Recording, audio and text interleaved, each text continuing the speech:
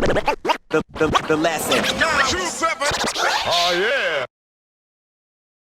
Now, because I forgot to ask Headlock this, when Certified was originally formed, who were the members of Certified? Because I know obviously it was the Hoods.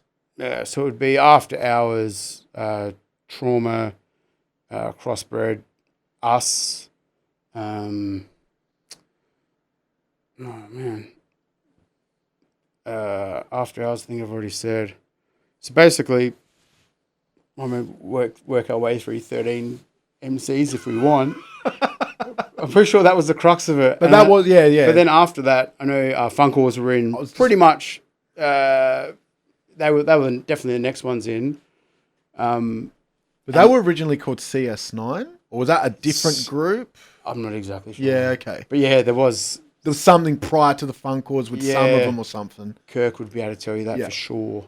But yeah, so basically they were the next ones to come in, and then there was a couple other people as well. And at that stage, it was kind of like people got put in it without I can't tell you who else was. Yeah. You know, oh, sorry. Blockade and Collapse. That's right. Yes, they were originally in it. Collapse has my favorite verse on the second. No, it's on the Hoods, the Calling, the posse join on that. Oh yeah. And his opening line is like, "You something always compare one another." Yeah. Studio 2000s where you shot your album cover. Yeah, he's a funny dude, man. He is hilarious, man. Okay, so that was a creation of Certified Wise. So that's happened during the production of Culture Kings 1. By the time it's come to drop it, you knew what you were sitting on. Yeah. Now, the interesting thing is no one really knows exactly what's going to happen, how well it's going to do, how well it's going to sell. Yep.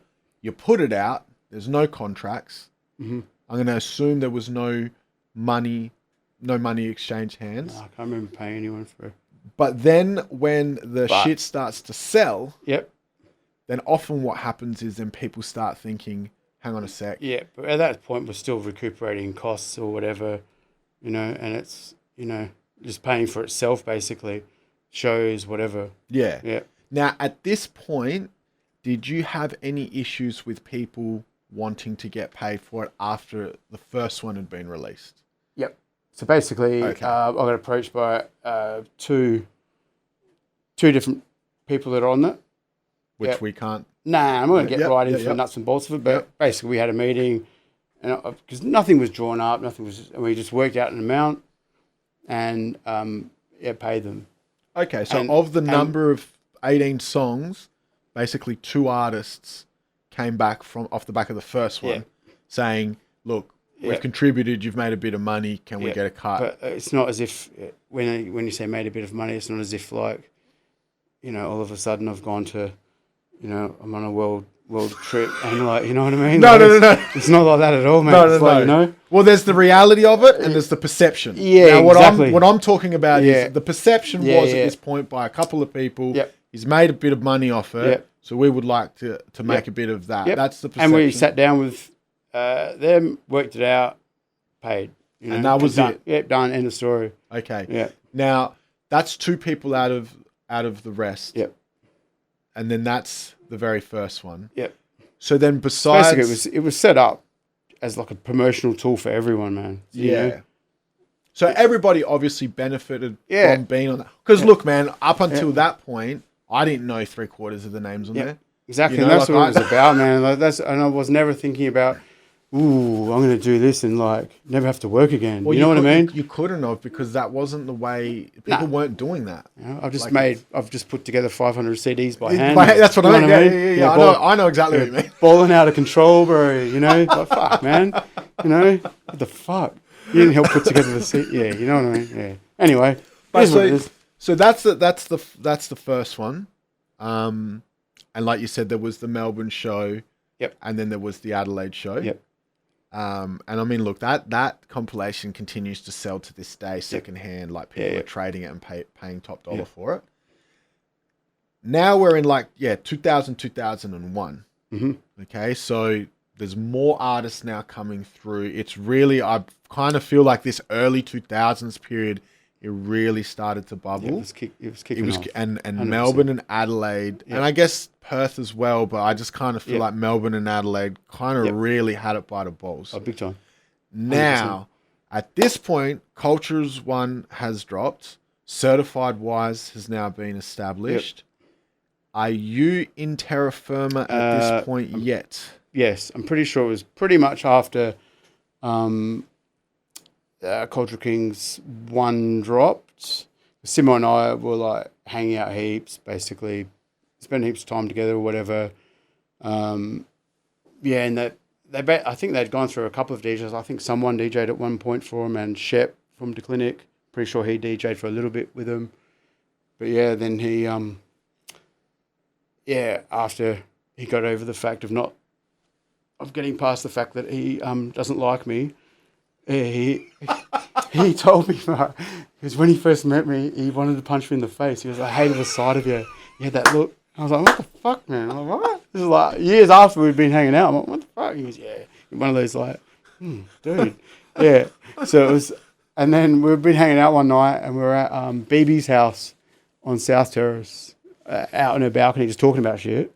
And he goes, yeah, look, I want you to become a DJ of Terra Firma, just take it seriously, blah, blah, blah. We've been through a few.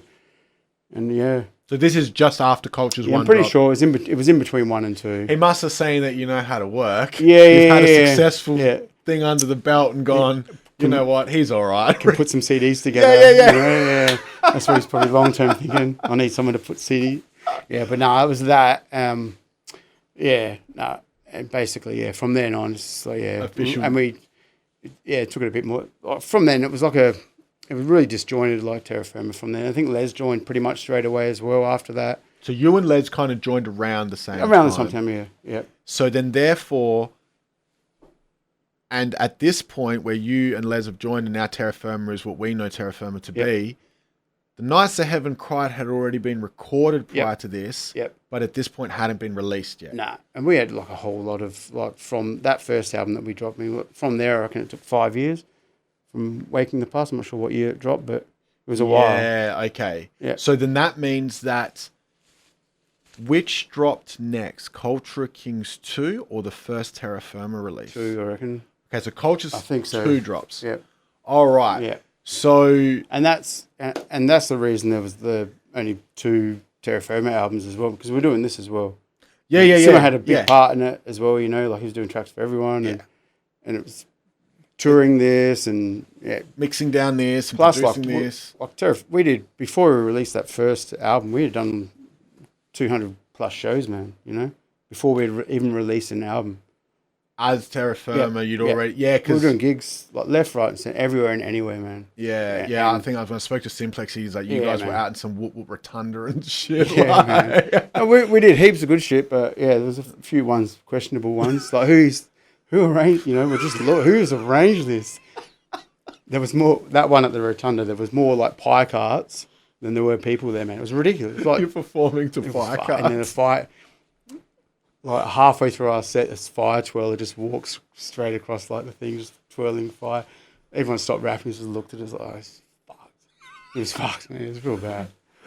Well, I mean, it's part, it's part of the... Oh, it is, man. It's all part of it, man. You do those ones that make you appreciate like the good ones. The better ones, yeah. Absolutely. Yeah.